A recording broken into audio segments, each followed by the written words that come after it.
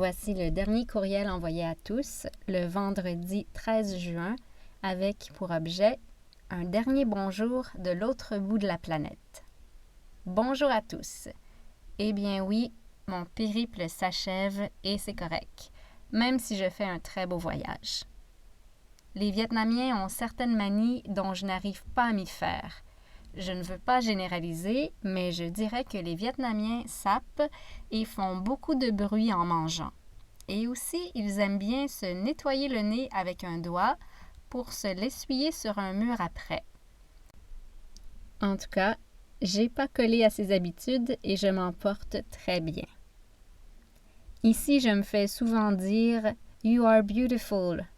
Ouais, ils aiment bien mes cheveux qui ne sont plus noirs, mes boucles d'oreilles, mais surtout ma grandeur et ma grosseur. Ils me disent que je suis petite comme eux, que les autres blancs sont grands et gros. J'ai donc passé une couple de jours dans un village thaï. Je dormais dans une maison sur pilotis, sur un petit matelas par terre, avec bien entendu un filet anti-coquerelles et etc. C'était bien tranquille et très joli. Les gens étaient bien accueillants. Puis je suis partie avec un monsieur australien et son guide en motocross dans un autre petit village. Je ne conduisais pas, j'étais passagère. En fait, j'aurais été incapable de conduire, disons que la route n'était pas sur ma map. En fait, seules les motos pouvaient s'y rendre. Disons que ce fut toute une aventure. On était évidemment les seuls touristes. Encore une fois, maison sur pilotis. C'est typique du peuple thaï, soit pour éviter les inondations dans la maison ou pour empêcher les bêtes d'entrer. On mange par terre. Une vieille dame est venue s'accroupir près du pot de vin de riz, à siroter l'alcool pendant quelques minutes, à l'aide de longues pailles de bambou, puis est repartie satisfaite. En dessous de la maison, des femmes tissaient des couvertures et des écharpes à l'aide de métiers à tisser. Ce fut le lendemain au départ que la peur me prit. Il avait plu toute la nuit, c'était donc très glissant. Le sentier était affreux avec des ravins à quelques centimètres. J'ai dû débarquer plusieurs fois de la moto et marcher pour qu'il réussisse à franchir un passage difficile ou un cours d'eau. Disons que quand tu sens que le chauffeur a peur, ce n'est pas rassurant. Tu n'as aucun contrôle. On a versé une fois, mais on était pratiquement arrêté. En tout cas, disons que je n'aurais pas recommencé. Le Vietnam est rempli d'odeurs. À mon avis, je dirais qu'il y en a plus de désagréables. Tout est empreint d'humidité, que tu sois en ville ou dans les montagnes. Une vague de fumier tout à coup. Disons qu'ils n'ont pas les mêmes systèmes d'égout que nous. Mais aussi, ça sent la délicieuse soupe, la coriandre ou la forêt tropicale. Et rien n'est bizarre ici. Les Vietnamiens mangent de tout. Du chien au pigeon. J'ai même vu une brochette qui attendait pour cuire.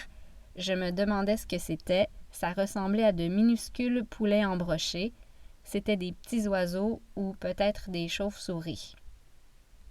Quand j'étais dans le village thaï, ils récoltaient des espèces de grosses coccinelles ou punaises dans les arbres, puis les faisaient cuire. Et oui, j'y ai goûté. C'est comme des chips avec des yeux, en fait. Puis je suis allée dans les montagnes, remplies de rizières, de Black Hmong et de Dao, deux peuples qui y vivent. Ils ont des costumes très spéciaux et sont maîtres pour tisser plein de trucs. Et surtout pour te les faire acheter. Alors dans la petite ville, il y a des dizaines de dames et de fillettes qui te pourchassent pour que tu achètes des trucs. Sachez que depuis ce temps, j'ai mal au dos chaque fois que je soulève mon pack-sac. Elles sont très gentilles par contre, c'étaient mes amies à la fin. En plus, elles se débrouillaient bien mieux en anglais que les Viettes. Le plus fun était que lorsque tu étais assis à une terrasse, un peu éloigné de la rue, et que tu regardais un touriste être encerclé par les vendeuses et se faire suivre, haha. Et je vous assure qu'elles ont une très bonne mémoire, autant des visages que des paroles. Si tu veux t'en débarrasser et que tu leur dis que tu achèteras later, crois-moi qu'elles s'en rappellent. C'est quand je suis partie de cette ville que j'ai compris à quoi étaient probablement dus mes maux de tête et mes étourdissements. Au retour, on a descendu pendant 38 kilomètres. À l'aller, il était très tôt, je somnolais, je n'avais pas trop pris conscience de ça.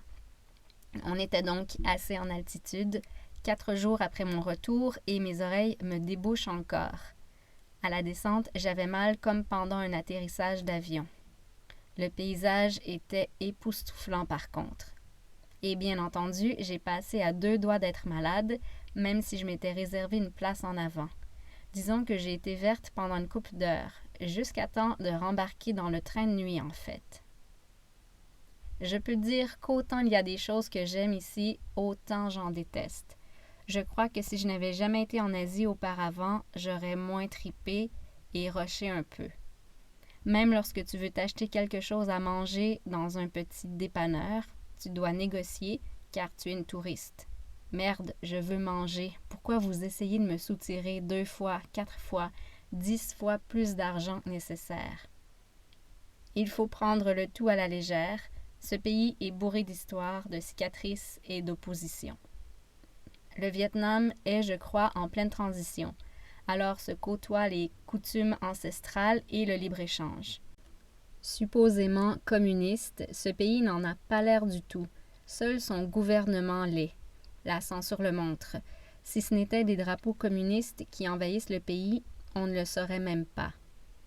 Les paysans utilisent encore les buffles pour labourer leurs terres et récoltent le riz à la main. En passant, le Vietnam viendrait de supplanter la Thaïlande en termes de premier exportateur mondial de riz. À côté se dresse une maison de riches avec auto et moto à l'entrée. Les montagnardes portent encore le costume traditionnel, cellulaire en main, au fin fond des montagnes. On entend une musique de rave. En tout cas, je pourrais m'étirer là-dessus. C'est très intéressant en fait. D'ici quelques années, beaucoup de choses disparaîtront sans doute. Le Vietnam entre dans une nouvelle ère, à l'occidental, disons.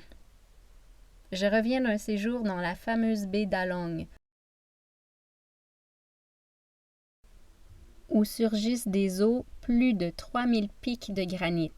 Très joli. On a dormi sur le bateau le premier soir. J'ai vu la caverne d'Ali Baba et des 40 voleurs. Hallucinante. On aurait dit un décor de film. Malgré mon état second, je n'ai pas le pied marin non plus. Kayak, petite plage déserte, baignade, c'était bien plaisant. Je terminerai donc mon voyage à Phu Quoc, une île supposément paradisiaque. Le C dans le sable, un crabe en main et un verre dans le nez. Haha. Il y a quand même un parc national, une fabrique de sauce de poisson, des plages désertes, une prison, des bases militaires. Bref, je vais essayer de ne pas m'enfoncer dans le sable et d'y rester toute la semaine. Je vous remercie de m'avoir lu et de m'avoir écrit.